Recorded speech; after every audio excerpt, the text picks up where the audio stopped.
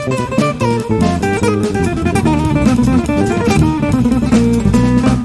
and welcome everyone. I'm Anand and this is the Scale Playbook, a new mini podcast series under our Seed to Scale initiative.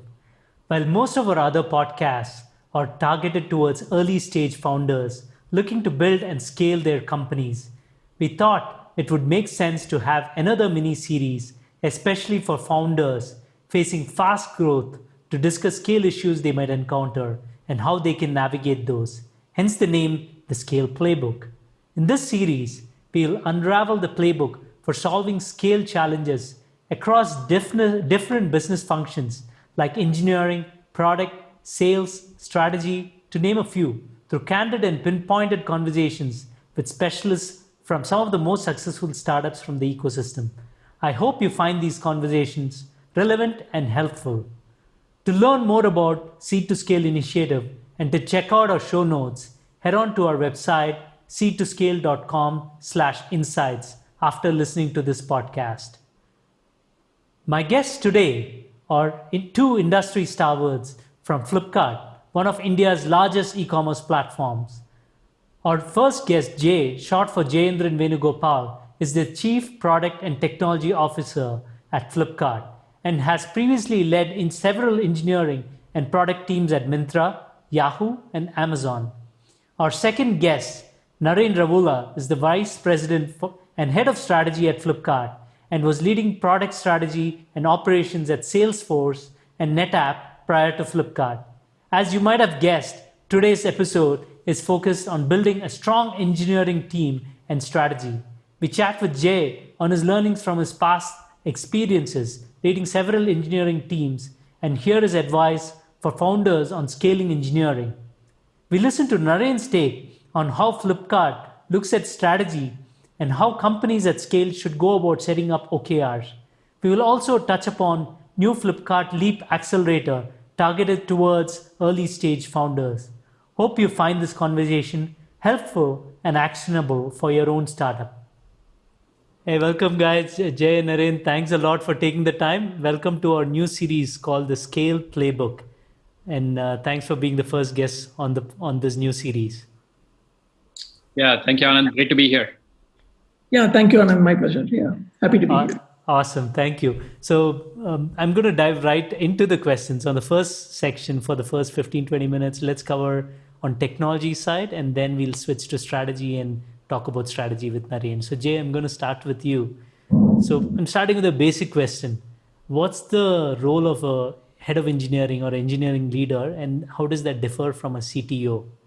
So this is aimed at startups who are just starting out. They might have one technology person or a small team. So as they find product market fit and start scaling, obviously they'll have to think about these questions. So all the questions are aimed from that point of view. Absolutely, Anand. I think if you look at a CTO, by definition, it's an executive role, right? So the idea of a CTO is to have a seat at the table along with the rest of the business leadership in the company, right? Business operations and the rest of the functions, and represent engineering in a meaningful way there so that the engineering lens is applied when evolving company strategy as well. Of course, CTO in typically product and tech-led companies have a huge role to play in also other aspects of working with the board, fundraising and other elements as well, right? Whereas the engineering leader's role typically is a lot more inward focused, and it's a primarily an operator's role with the focus being in terms of maintaining the technology hygiene of the product and the code base being developed. Working with the teams closely to vet architectural decisions, design elements of the product being built, and in maintaining the cadence and effectiveness and speed of delivery within the teams. And of course, managing the teams, the day-to-day elements of running a program, etc., are squarely on the shoulders of an engineering leader. And the engineering leader and the CTO typically have to work very closely together. And in some cases, it may be the same person playing the role, but in many cases, it is not. It could be two different people playing the role, but these are two distinct roles in my opinion. Got it. And in your, maybe just quick walk through your career, you were in Myntra before and then Flipkart, and now what was your initial role and how has that changed over time? Yeah. The very early parts of my career, of course, I started out as an engineer, grew through the ranks, started doing architecture work, and then went on to engineering management, and then from there on started doing more, right, in terms of taking on larger portfolios, and eventually being responsible for more than engineering, right, including product management, design, user experience, data science, and elements of product operations, and so on as well. So the role has evolved over time to encompass the larger scope of what a product and tech-led organization looks at as belonging to the domain of product and engineering. Got it. So from your personal journey, so when you were a head of engineering, so it was more inward looking, and I'm just trying to digest what you said. It's managing the internal deliverables and everything. And now you're the CTPO for Flipkart, which is a very large organization. So in addition to that, you're doing the outward like board and strategy and longer term vision. And is that an accurate thing? Did I summarize your two major differences? Absolutely. I think in terms of my role today, it is not so much in terms of managing day-to-day execution, right? So we have people at several levels within the organization who will be much more effective and efficient at doing that, right? And my role is actually in terms of setting the vision and strategy for the organization, doing the right level of allocation of resources, working with the rest of the functions to make sure that we are a responsible part of the P&L of the company, and in terms of driving innovation pipeline within the company, right? So elements of being able to inspire and motivate the organization with respect to the overall vision that we are striving for and as a company. And aligning the resources and the goals that we set up within the organization with what the company needs and the market and the consumers need is the bigger part of my role today, if you were to ask me. Got it. And if you look at hiring, most of the startups are probably more at the engineering leader or head of engineering role, right? So what are the must-haves and nice-to-haves for the founders who are looking to hire? See, typically in a company which is in early to even a mid-stage startup, right? Let's say that definitely product market fit established, maybe even a Series A or even a Series B company. And engineering leader typically is expected to be fairly deeply connected with the work that the teams are doing, right? They typically are also hands-on. They're not only doing architectural validation, but also are actively thinking about evolving the architecture to suit the company's needs as they see it over the next 1, 2, 3 years, right? So that is a big element of what the engineering leader needs to do. So they need to have very clear governance and control over execution, quality of what is being produced, and the reliability of systems. That's a very, very important aspect of engineering leader's role, right? So you do not want to disappoint your customers and have to actually have the right metrics to be able to monitor and continuously improve your systems and processes, right? So those are very, very important elements of an engineering leader's role.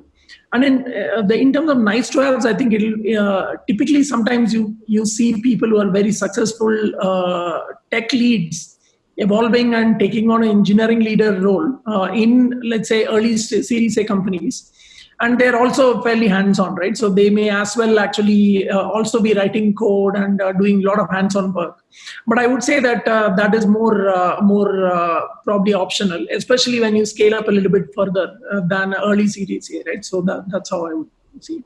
Got it. So there's probably a phase where it's less than 10, 20 people or a small team, and then you grow to 50 or so engineering, and then you grow to 100 plus. So different phases, right, of the startup journey. And you're saying it's not so important to be hands-on coding, which is very critical in the early stages. As you scale, you become more of a people, process, quality, all that. It becomes a lot more important, right? So how do you know, for the founders who started with an engineering leader, how do they know that whether the engineering leader is scaling or not? Any signs that they can look out for, or how do you actually keep your eyes out for leaders within?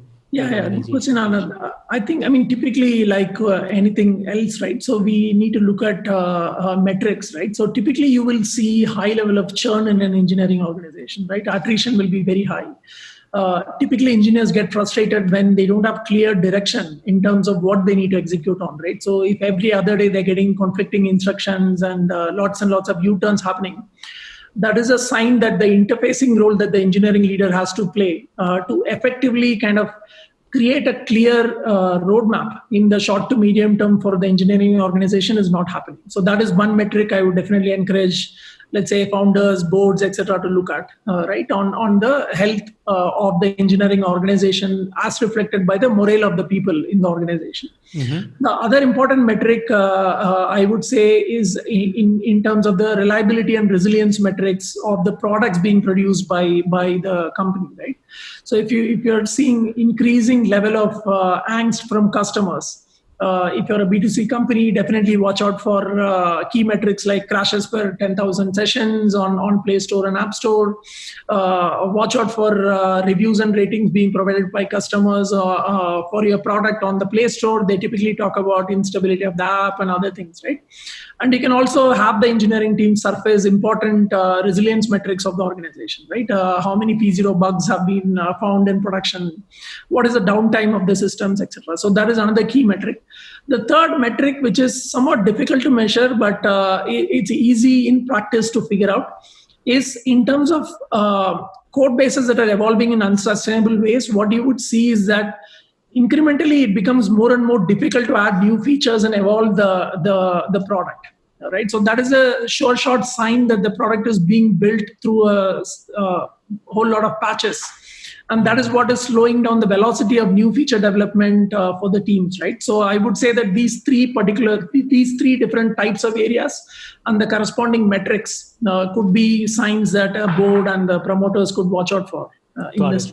So churn and company, the employee morale, product metrics related to the product. And the third is the velocity with which new features are, the architecture, the flexibility to be able to add those.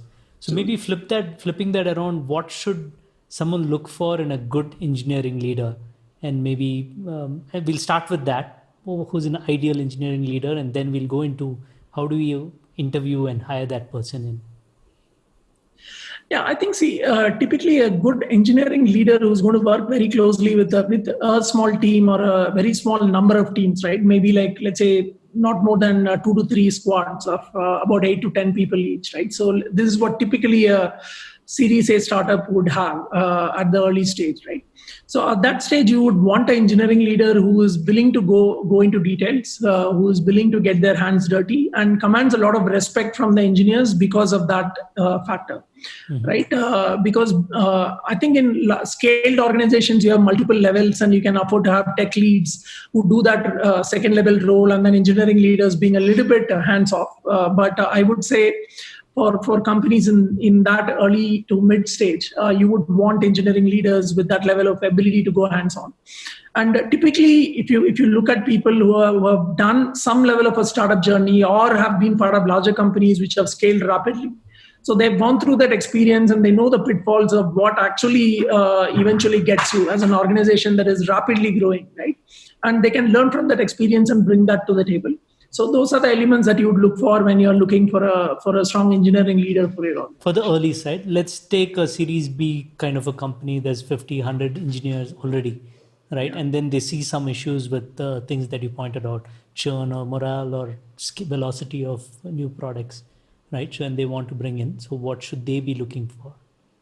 Yeah, I think experience with scale is always a good thing. And typically, to be able to do second level management, you would have had to have some reasonable level of ability to hire and retain people, manage organizations, and be able to inspire and engage people, right? So I think those are important elements.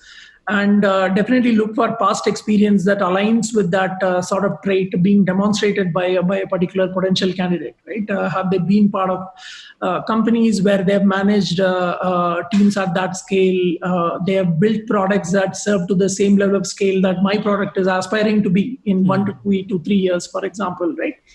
and because you don't want to bring in a leader who will not scale beyond the next 6 months or 1 year, right? Because that'll be very disruptive for a growing organization. So typically you want to look a little bit ahead, but not very far ahead, right? Because if you look too far ahead and then you're trying to bring in somebody who has for a long time done third level, fourth level management and managed extremely large scale, they may or may not be the right fit, right? So going to the both extremes is usually not a good idea, right? And you need to figure out exactly the sweet spot and then look at people who can take you through the next 2 years, I would say, right? 2 years of scaling is a good enough time period for looking for a leader with that experience. Got it. When you say second level, the depth of the tree, right? If you're managing a span of 10, and then if each of them is managing 10, like, so it's Correct. 2 level would be 100 people organization, just Correct. Right? Okay, Yeah. got it. And so maybe talk us briefly through how should the founder, like their first time hiring someone who's going to be managing 100 plus people, how should they go about the interviewing process, the panel, and then like any quick tips on that? So I think, if they're non-tech founders, which happens to be the case many times, right? I would definitely advise them to look at getting some advisors who are able to help them. Obviously, you can refer on, you can rely on reference checks quite a bit. Right, and if you as a startup have been fortunate enough to also have been funded by Axel, let's say, right, or SeedToScale program, then you can always rely on the network of people that are supporting you from the community that you're working with, right, to get a lot of references, right? So referrals are always a great way to bring in people rather than do cold sourcing for a senior leadership role. So those are the ones I would say you can rely on in terms of how to source a candidate. Sure. And once they've sourced the candidate, like, what's a typical panel like in a Flipkart? And then for let's say a smaller company, how should they go about forming that panel? Because that experience sometimes throws off some of the senior engineering hires. So that's why I'm being particular about this one. Yeah. Yeah. No, I fully understand. I think, that's also a good indicator, right? So typically, let's say, if you have a candidate who is able to relate to and work with typically maybe slightly junior talent than that they may have worked with. If you are especially looking 2-3 years ahead, you're trying to bring in somebody who can help you get to a scale that you aspire to, right? And they may have already experienced it, right? So when they come in, they should be willing to actually go back a few years in their career and then be able to work with frontline engineers and be able to relate to them, right? So I think getting a panel that is 360 degrees, right? So apart from you as a founder, obviously the founders have to feel very comfortable with the person from a trust perspective and chemistry perspective, right? So they need to spend enough time with the person in formal interview settings as well as in informal settings to try to build that level of rapport and comfort. Mm-hmm. And of course, if you have other operations, business leaders, etc., there'll be key stakeholders that'll be working with this person, right? So they need to be able to feel that they can relate to this person, right? One of the important aspects of, let's say, a CTO, and in many cases an early stage startup engineering leader also, is to be able to abstract technical complexities and being able to convey what is meaningful to the business so that business decisions can be made with the right lens of engineering and product considerations, right? So being able to understand how easily is the person able to relate their work to business goals. Are they able to understand the company's overall strategy, consumer value proposition, differentiation, business model, and all of that would be interesting to look at. And of course, the engineers in the team that will be working with this person, some of the key folks have to talk to this person as well, so they feel comfortable. Because in many startups, like it's like really easily a 16 to 18 hours into 7 days a week kind of a gig, right? So when you're working very closely day in, day out, that level of comfort should be very strong, and the credibility should be very, very thick, right? So it should be very strong.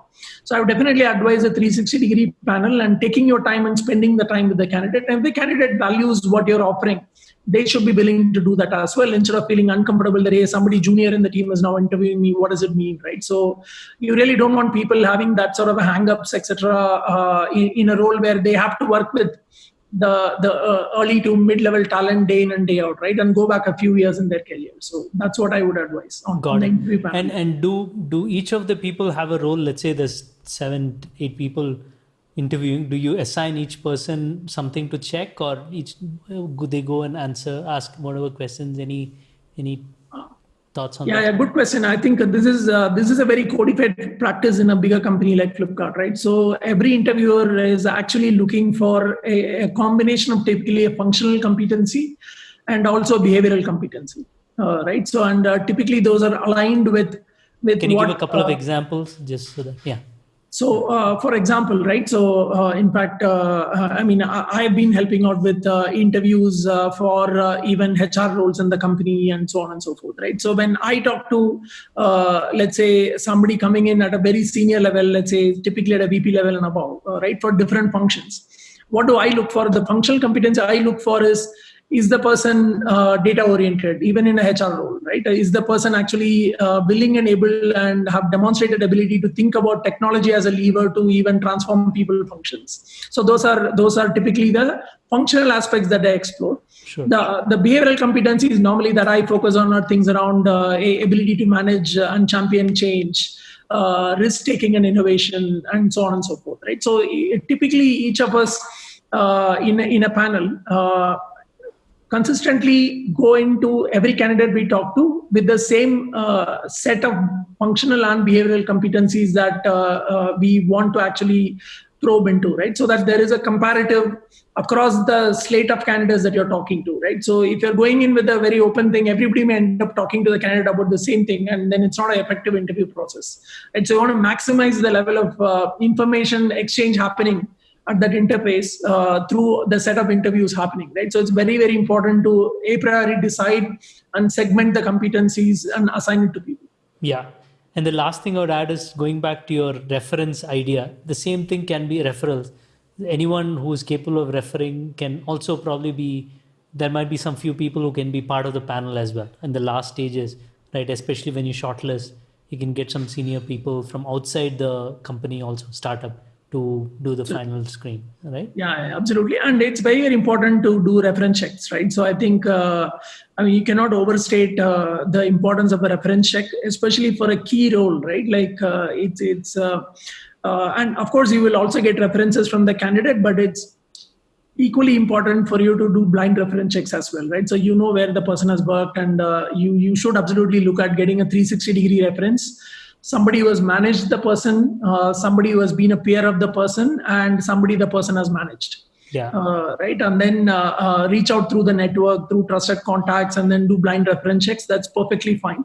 I think candidates also expect that would happen because they understand it's a key role for a company which can make or break the company, right? Yeah. So that I would strongly advise that as well. Yeah. So I can't stress the importance of that, and good founders figure that out. I'm talking to founders who are in the early stages, right? So the peer and people below reporting in are normally missed. You always talk to people above, and the peer is an equally important one for an engineering leader. How they interacted with marketing or a product head becomes super critical. So thanks for flagging that.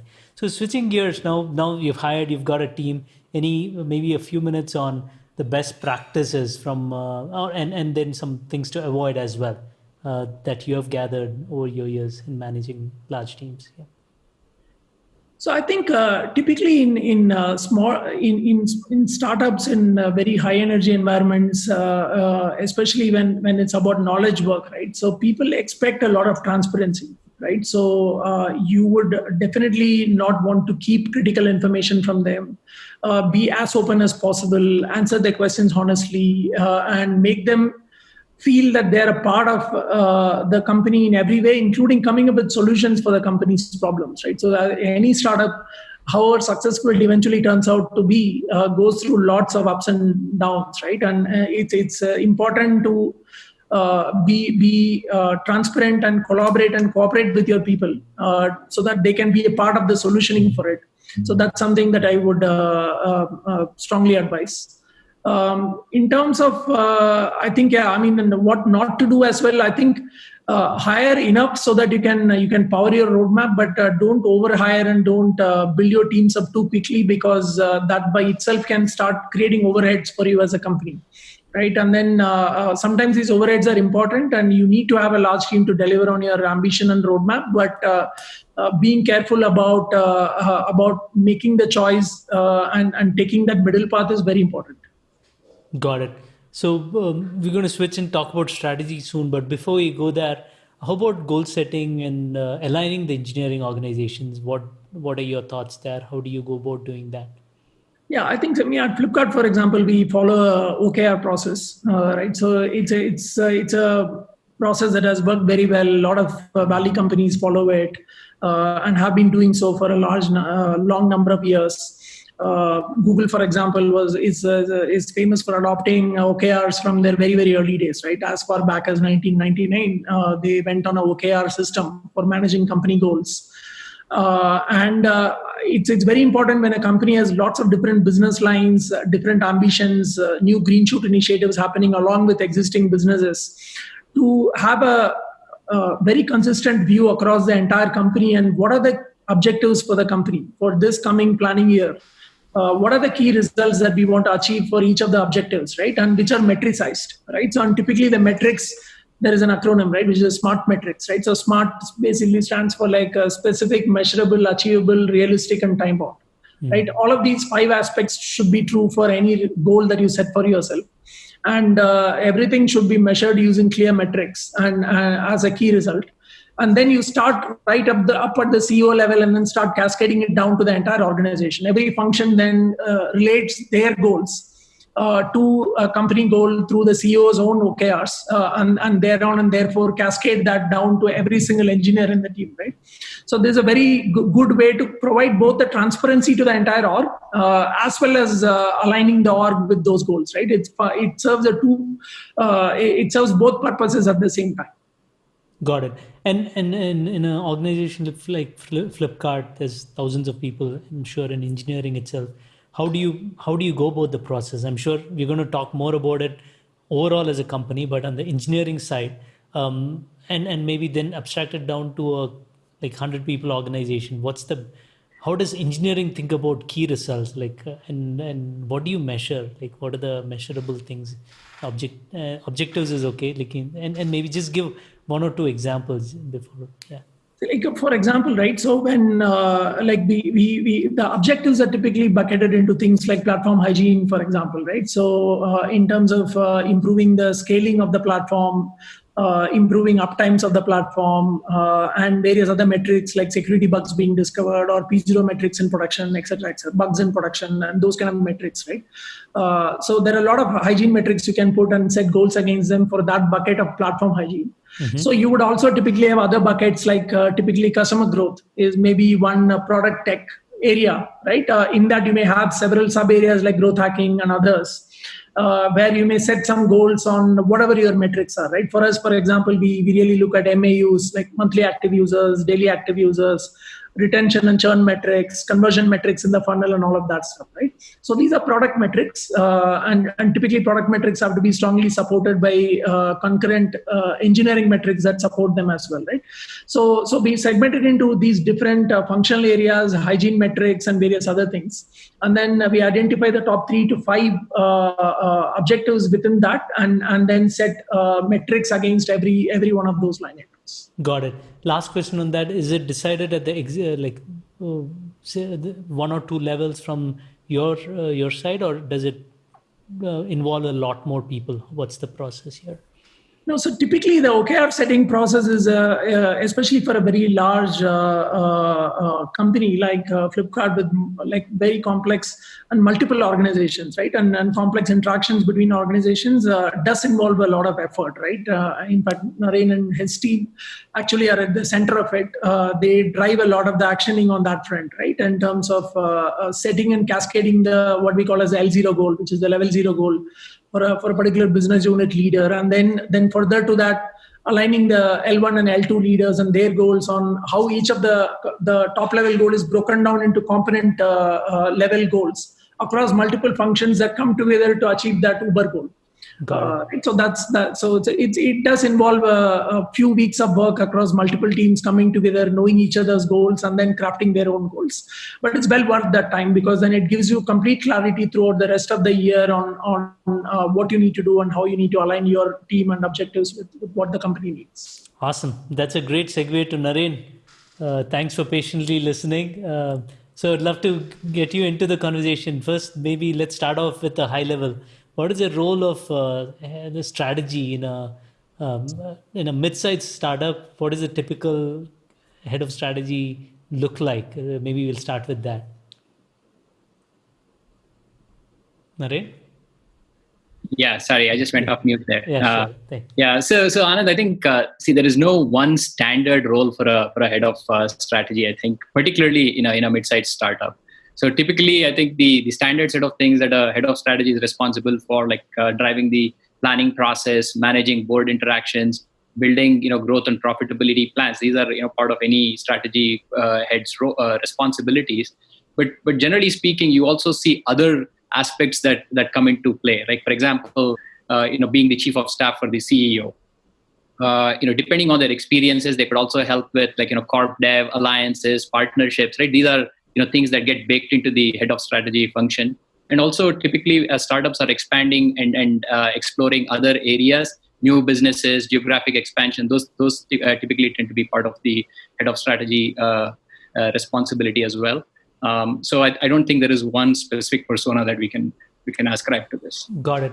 No, that's a good point you made. The chief of staff plays a lot of strategic roles also, right? And then for the founders who are listening, maybe just talk a little bit about that role. What, like the CEO's office and the chief of staff, what do they do? And why? I think it's a very crucial aspect of scaling a CEO. But I'd love for your perspective on that. And yeah. Yeah. See, I think specifically the chief of staff, that role exists to help the CEO manage and scale their time in the best way possible. In an early stage startup, the CEO is responsible for a lot of different things, and with typically functional leaders, having been hired for like specific aspects like engineering and so on, right? So there is no specific person who's in a position to help the CEO beyond the chief of staff function, right? And so that person essentially becomes a confidant for the CEO, helps organize things at a company level. So I think that becomes critically important as well. So particularly in early stage companies, I think the chief of staff function, essentially becomes a larger part of a head of strategy, strategy's responsibility as well. Got it. So is it fair to say that maybe that's the role that a early stage startup starts with, as a chief of staff or a CEO's office person, and then as they grow, they become more specialized? Because you talked about number of things, right? Or maybe some of the roles under that is strategy. Then you said managing, thinking through the profit and loss profiles over time. Maybe corp dev also sometimes comes in there. Anything else I'm missing? Yeah, I think generally speaking, you're probably going to consider hiring for this role when the company is itself transitioning from sort of the founder's intuition driven decision making to a more structured and analytical decision making, right? So that I think is a key inflection point. Or another opportunity is where the company is scaling beyond their first initial set of ideas, and now they're expanding into other business streams, right? So and so there are conversations about prioritization, timing, allocation of resources. That is typically when these roles become a lot more important. Another aspect is also the type of skill set that exists within the org, right? So if the founder brings a certain skill set, you're basically looking for complementary skill sets in the people that you're hiring as well. And so a lot of those other aspects also go into figuring out who is the right person and when is the right timing to bring a person on board. Got it. So that's very helpful. So I think that's a very understated role, at least, or not well understood in the startup community, but I think it's a very important role for the CEO to have a chief of staff and who can. Yeah, I think I would think of this role as a pinch hitter in a team full of specialists, right? So this is the person who can be company first and is agnostic, a true confidant for the CEO, and also an ability to own things end to end. Got it. Typically, this person tends to come from what kind of a background? See, I think you can hire a strategy person from different types of backgrounds. The most standard route tends to be somebody who's come through consulting or management consulting. I think that tends to be a primary route. In my own case, I've come more from a product and a product strategy background. So particularly for technology-centric companies, I think that type of a skill set could be very helpful. I've seen people who come from a quantitative business roles as well. I think this is one of those roles where there's no specific formula as such. Got it. So, but this person should be able to interface with almost any of the marketing, sales, operations, tech, product, anything, right? So, finance, HR should be able to interface with any of these specialists, as you put it, and amplify whatever the CEO is doing, and be the eyes and ears and talk to them and get back. Is that a good I think diversity of experience, I think definitely helps, particularly in a startup where you're minimizing the number of hires that you're making. So having somebody who can play multiple roles as the startup itself is going through several iterations. I think when things are going well and the initial concept and idea is working, then the need for some of these roles become limited. But then as the startup continues to grow, there are pivots that need to happen, or new areas that we are considering. Growth is happening at an accelerated rate, so where there are multiple things that you need to consider, right? So these roles tend to become more important. Absolutely. So that's helpful, setting the context. Now let's talk about strategic planning process, and then how that ties back into maybe the budgeting is one aspect where you plan for the year, and then the OKRs, which Jay alluded to in the previous discussion. So help, maybe you can talk through, you've been in multiple large companies, NetApp, Salesforce, and now Flipkart, how it's done in larger organizations, and any learnings that mid-size organizations, let's say mid-size startups beyond Series B, C, they already have a few hundred employees and scaling fast. So yeah. Yeah, see, I think in each of my previous jobs, right, so we've basically run an annual planning process. And each time we do a strategy planning process, we're doing it on a rolling 3-year basis, right? So, and generally speaking, this happens towards the second half of the year, so that the strategy can come together and be fully baked and ready for execution at the beginning of the next calendar or fiscal year, right? So whatever the company does. So at Flipkart, typically our process starts post BBD. Big Billion Day is sort of this big signature event for the company. There's a lot of things that cascade and end with that event. And so our next year, in a way, planning for it starts post BBD. So we actually prefer, and actually in most of my jobs, right, so we try to make the process inclusive, right? So you want to have your strategy process work with a broader set of leaders within the company. I would say CEO and maybe 2 to 3 levels down, right? And our process includes both a top-down component, where there are certain central sort of sources of truth around, market growth, share, views on primary competition and so on, that can be synthesized centrally. And then you want that to be augmented by BU-specific bottom-up views on where those respective functions are going from a 3-year process. And so once you go through that process, which could happen over a period of 1 or 2 months, then finally a central team can then synthesize all of this into what we finally call is the published company strategy, right? So in our case, once we do that, we also have we also validate some of this and share some of this with our board, right? So in either our say December board meeting or something like that, some of this gets shared and validated, and now the strategy is ready for execution, and that is where we connect the strategy to our OKR process. So typically, we try to end the calendar year by writing, Kalyan's or our L0 OKR, right? And so where the company priorities for the subsequent year are written and published. Following that, we then work with the L1 leaders, as Jay was explaining, right? So sorry, before we go there, how does that tie up with the budgeting process?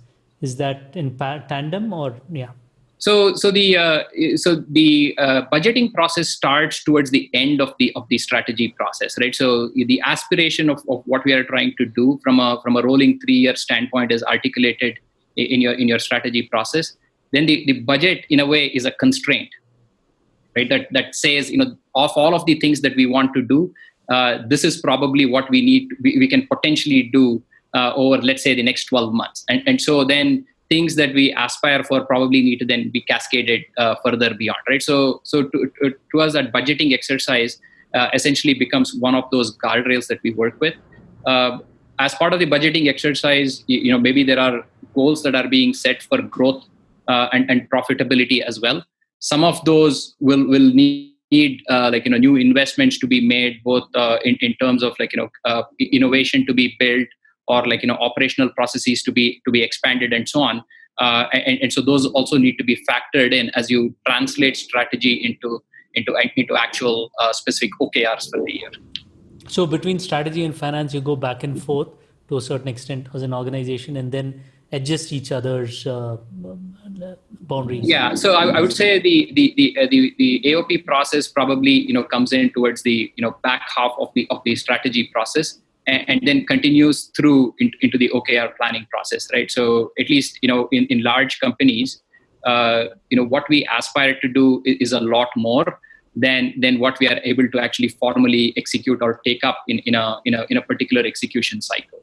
And so there's a lot more of the overlap with the OKR process for AOP planning. Got it. So that's very helpful. Most startups go through the annual operating plan process in the time frame December, Jan, whenever that time frame. But I haven't seen companies do too much of the strategic planning, the 3-year rolling. Do you see any pros and cons of doing the strategic planning in a startup?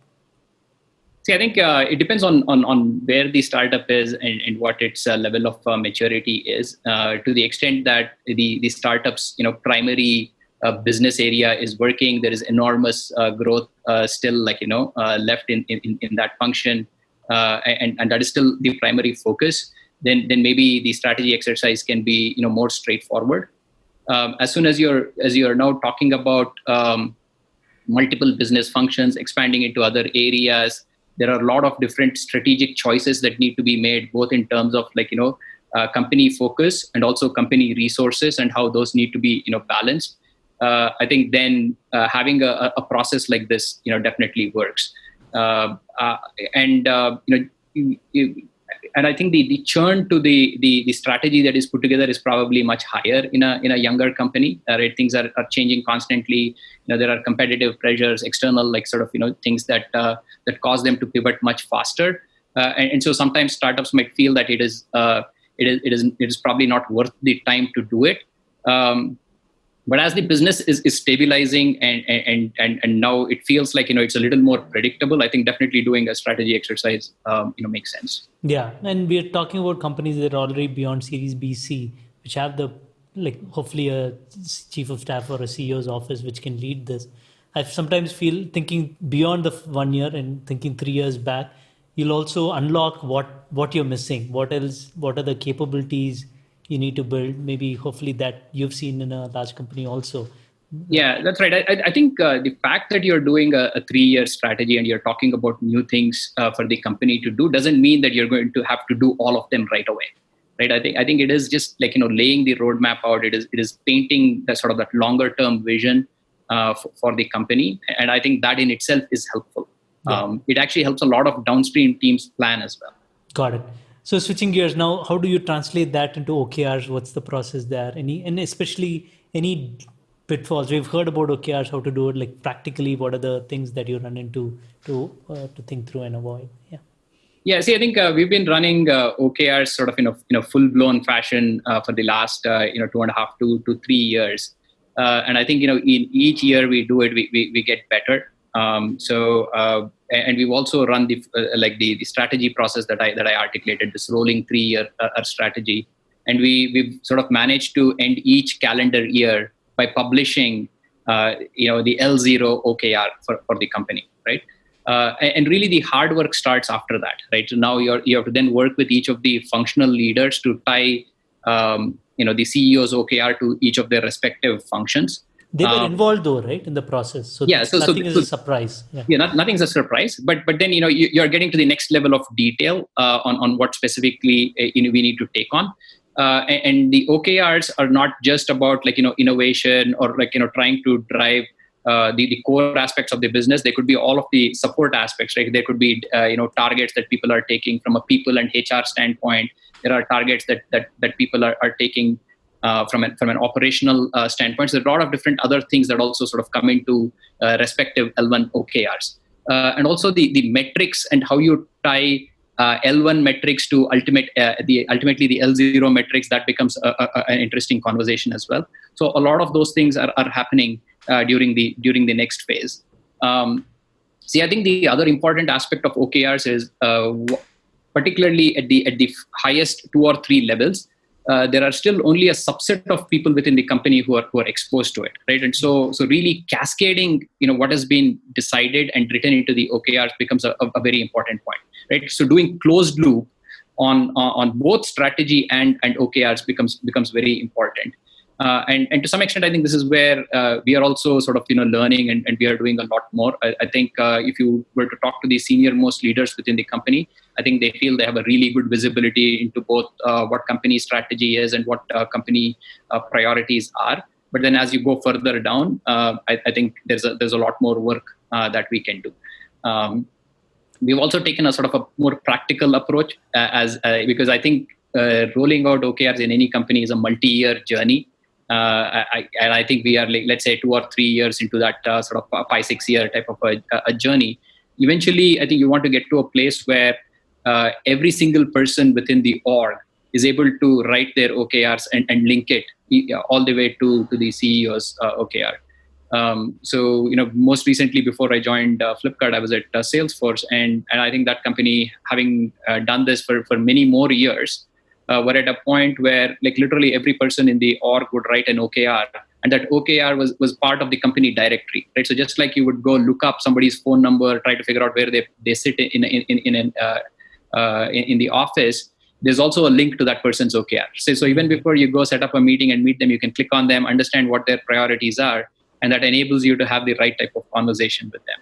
I think it's going to take us a little while to get there, but we've taken a sort of a more of a gradual approach to rolling this out. That's amazing. So because it's not only the goals and vision and bringing everyone focused, right? It's also the transparency that brings, if you're able to do that. But many startups go through this and then drop it 6 months, 1 year in, right? So any thoughts for them? Like how should they approach this when they start the process? Yeah.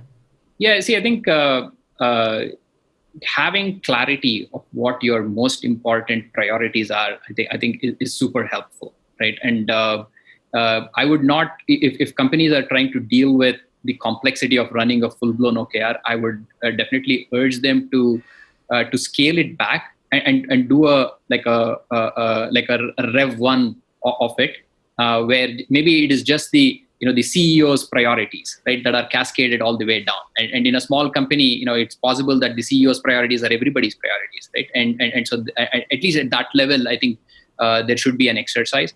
And then as the company gets bigger and more complex, then the additional layers can be built. But I think definitely having a central document, a central vision statement, which is 3 years out, knowing that there will be aspects of it that will change, I think is still worthwhile the exercise. Awesome, and that's super helpful. The last couple of minutes, maybe things around innovation. What is Flipkart doing? And I was excited to see you guys launch the Leap program. So maybe talk a little bit about that as well. Yeah, no, definitely. This is something that I'm actually personally excited about. I think innovation, is a key part of Flipkart's DNA. I think our own stated values around audacious thinking, bias for action, customer centricity. These are all things that we celebrate, right? And they enable innovation within the company. But as the company has been getting bigger, I think we have to come up with other ways to ensure innovation is thriving within the org. And 2 interesting initiatives that we've launched recently. One is called the 1K program. This is sort of the, it goes to the quote where let 1,000 flowers bloom. We want to enable innovation from within the org, right? So any rank and file person within the company can bring up an idea, and we want to sort of enable innovation through that program, similar to the Google 10% program. So we've instituted something very similar at Flipkart as well. The other piece is where we want to champion innovation that's happening in the broader ecosystem. So innovation can happen anywhere. Right, and so we want to sort of take advantage of it. We want to be a champion for innovation in India, and it is with that sort of objective we've launched Flipkart Leap, which is our startup accelerator. We've been a poster child for entrepreneurship in this country for the last 10 plus years, And so the Flipkart Leap is basically our way to pay that forward as well, right? And so we are accepting a select number of startups into a 4-month program where they get both business and technology mentorship. There is a $25,000 equity fee grant to the companies as well. And we've announced the program. I think now it's been 3 or 4 weeks, and the interest has been very strong. Right? So entrepreneurs and founders who want to apply to this program can go to flipkartleap.com and submit an application. Got it. That's great. And this is a grant, so there's no equity or anything. And any other benefits of joining the program? See, I think so. There are a lot of learnings and pitfalls that early stage startups have to go through. So getting mentorship from people who've been there, who've done that, who've gone through that journey themselves. Both at Flipkart and also through our partnership ecosystem, where we work with a lot of different VCs, for example, like you, Anand. There are other angel investors and so on who are part of the network, and there are many people who are willing to give their time and effort to see some of these startups become successful and avoid some of the pitfalls that they themselves might have gone through in their past journey, right? And so we are really excited about making that opportunity available, and working very closely with startups. Awesome. That's a great initiative. Thanks for doing that. That brings us to the close. I know we ran over a little bit, but I really appreciate Jay and Naren taking the time, sharing your learnings both on the tech side as well as strategy and the whole planning process. These are all things that are not normally discussed in the startup ecosystem, and seeing how it's done in a larger organization by professionals like you is super helpful. So really appreciate you taking the time. Thank you. Yeah. Thank you. Thanks, Anand. Thanks, Anand. Welcome. Yeah. Bye. Hope you enjoyed the chat with Jay and Naren from Flipkart. Jay walked us through how startups at scale should go about setting up their engineering leadership, nurturing the early engineering talent, and setting up engineering processes right from start. Naren shared his perspective on strategy vertical, strategy planning processes, how startups should go about implementing OKRs for better execution, and how a company like Flipkart looks at innovation at scale. We hope you liked this podcast and got something new to learn from it. If you have some feedback for us, let us know at Twitter at Axel_India and visit us on SeedToScale.com/insights. Don't forget to subscribe and share the podcast with your friends who you think might benefit from this. Stay tuned for more episodes from the Scale Playbook. Thank you and stay safe.